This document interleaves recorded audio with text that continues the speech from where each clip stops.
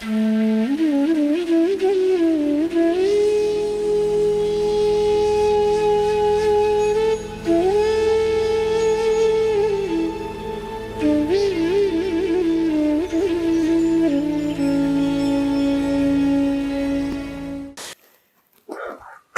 makes the eloquent man dumb.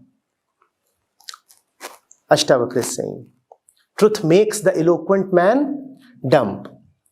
The clever man stupid. And the energetic man lazy. And therefore, those whose aim is happiness in life, they avoid the truth.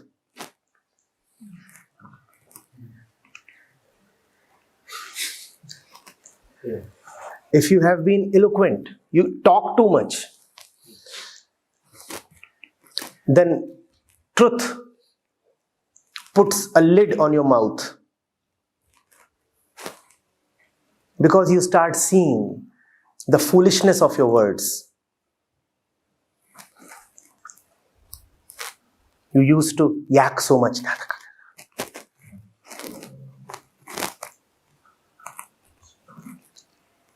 And a little touch of the truth.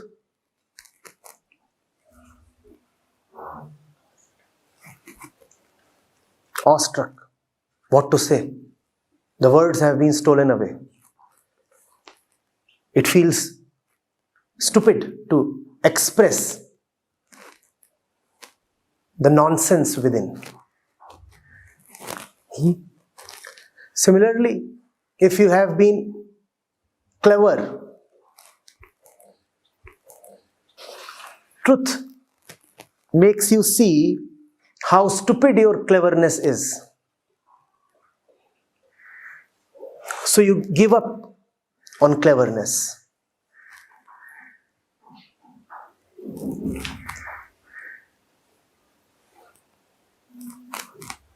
Giving up on cleverness is not stupidity.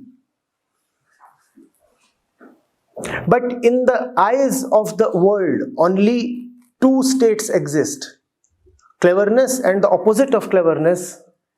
Cleverness and the absence of cleverness, which the world calls as stupidity. The spiritual one is certainly not clever. The saints have said and repeatedly emphasized that even a moron can reach there, but not a clever mind. The ones who have a lot of belief in their tricks and methods and personal wisdom and intellectual strength are never going to reach there. Truth is for the innocent ones.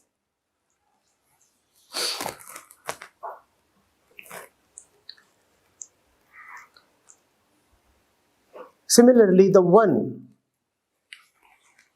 who keeps running about here and there starts seeing the futility of his efforts.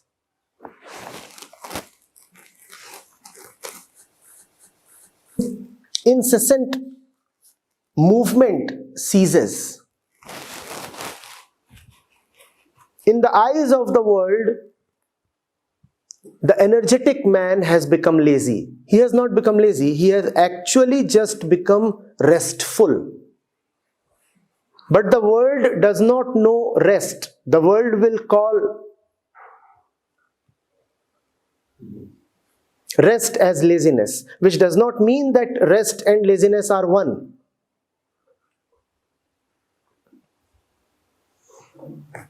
There is laziness that is very restless, and there is rest that looks like laziness. These two should not be conflated, they are not one. But if you do not have discretion, then you may conflate these two. You may start talking of the relaxed person as lazy. So when the world looks at the disappearance of eloquence, the disappearance of cleverness, and the disappearance of the running around, the word says, oh terrible, spirituality has left this fellow totally useless. Earlier,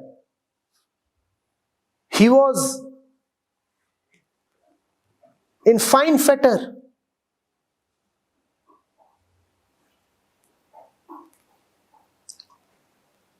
He was an impressive speaker. He was a sharp thinker.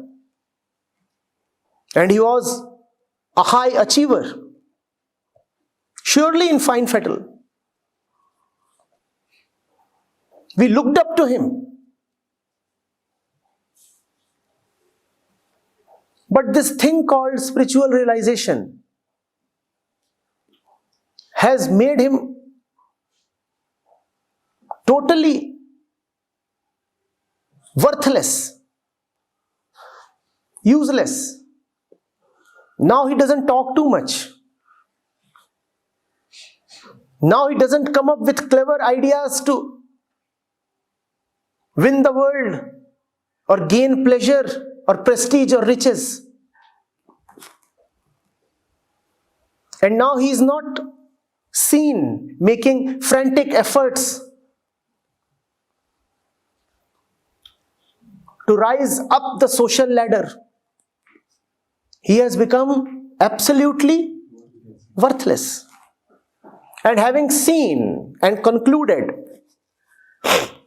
that spirituality turns a fellow worthless, the worshippers of happiness and pleasure start abhorring spirituality even more. They were already scared of the scriptures and the teachers.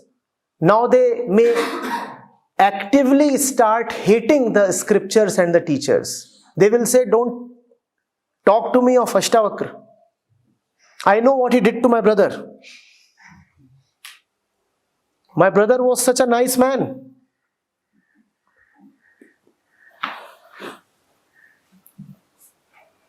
And now he is of no use to anybody. Do you see what the society wants? That you remain useful.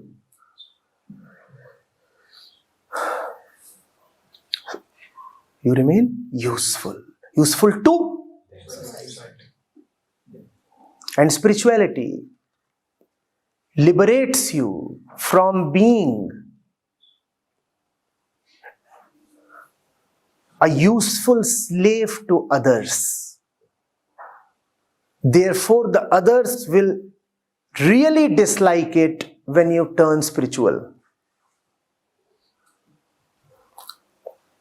The spiritual man is of not much worldly use to others. The fact is that now he becomes really useful to others. But the real use is not what the world wants from you. The world wants from you a worldly use. And the worldly use you will now refuse to provide. Therefore, the world will get angry.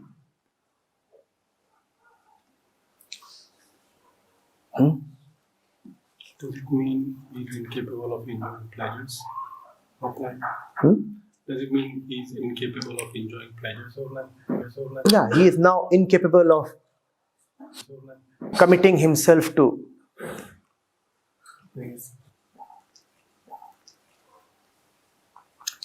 stupid pleasures. He now has deep and high pleasures.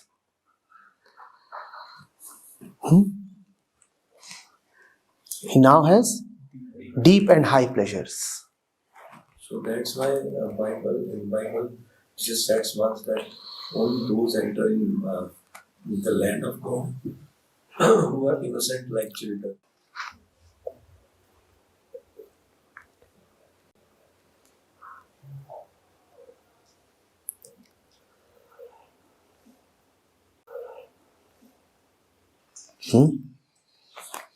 Don't be scared.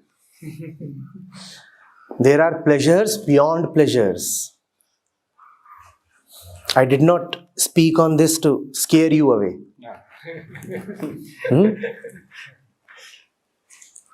If the spiritual man no more cares for happiness or regular pleasures, it is because now he has a deeper and higher pleasure, a pleasure that abides, a pleasure that does not come along with displeasure, a happiness that does not come along with sorrow.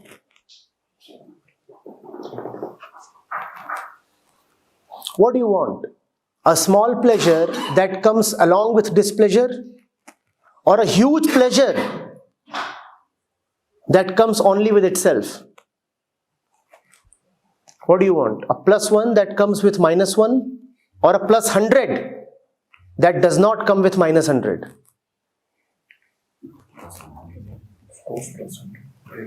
Bring it on.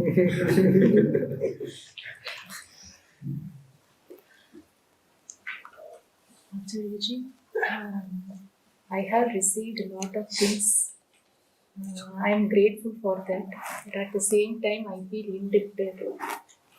Like I am indebted to, because I keep on receiving.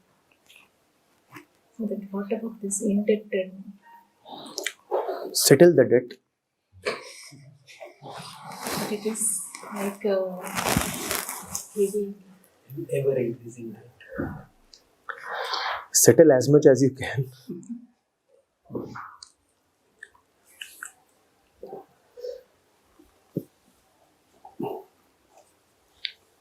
What is the meaning of real innocence? What is the meaning of real innocence? Jesus mentioned very clearly that only those enter my God's land who are innocent like children. What type of innocency Jesus talks in the Bible?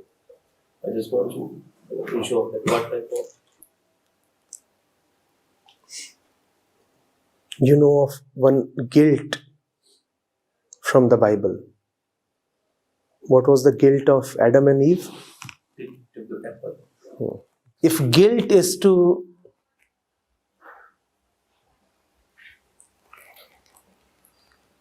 do what Adam and Eve did, what is guilt? Eating knowledge, the apple of knowledge. And not following the Instruction. So now you know what is innocence.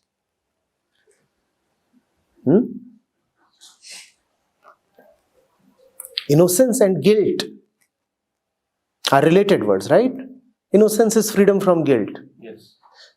So the same source from where you are quoting about innocence also gives you the definition of guilt. What was the guilt? Not to listen to the one who is your father, not to follow his instructions, to be tempted by the apple, to give more credence to the words of the snake. And then you know what happened after the guilt. They started getting civilized. Eve demanded some designer dresses. And God came and asked, "Who taught you to wear all these clothes? I left you naked." And he said, "Oh, so you have knowledge now. Now you know what is guilt." Avoid guilt. That is innocence.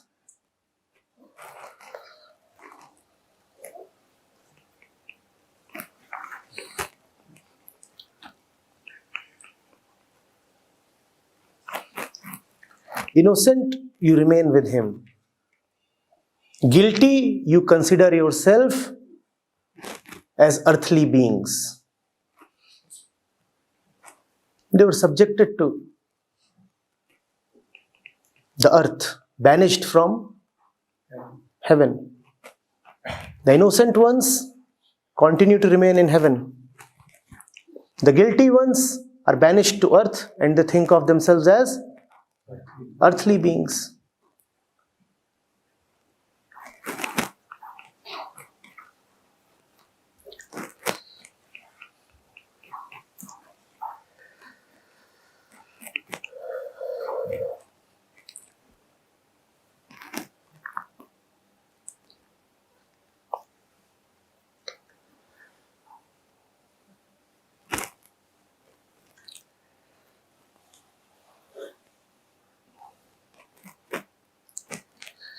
Anything else? I do not see myself having any attachment towards the pleasures. But if they come on my way, I don't see any resistance in enjoying them at the same time. So, suppose I'm living in a 5-star hotel, it's perfectly fine for me. I don't have any resistance. But if I happen to stay one night in a hut or something without other amenities, that is perfectly fine for me. So, You don't accidentally stray into a 5-star hotel, do you?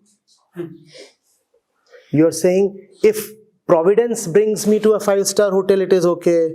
And if I have to live in some ragtag place, even that is okay. Are these acts of providence, or do you book your hotel 2 months in advance? You choose where you would stay and you actively pay up for it. Is that the best use of your money? No. But you are devoting your resources to pleasure. It's a choice. It's not an accident. Providence didn't bring pleasure to you. You arranged for pleasure. But your question presents as if pleasure accidentally came your way. It didn't accidentally. You paid up for it. Because I could afford it and I thought like maybe I can. The thing is, you have limited resources and we have talked of the best use of your resources. What is the best use of one's resources in life? Liberation. Now, have your resources gone towards liberation? No. You found something higher than liberation, that is pleasure. I'm always choosing. Obviously, it's a choice. But your question, see how deceptively it presents the situation. I'm just trying to understand myself. Where could the same money have gone?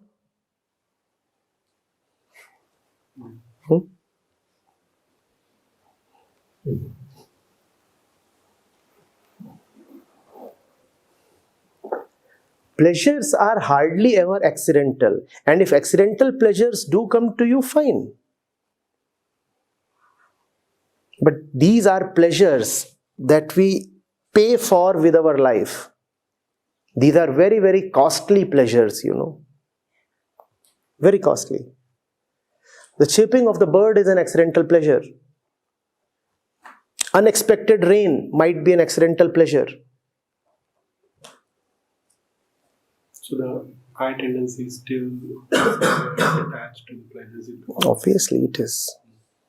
It is not merely attached to pleasure. It is also not accepting something higher in life. That something higher is more pleasurable than pleasure. Come to it. It's an invitation. Hmm?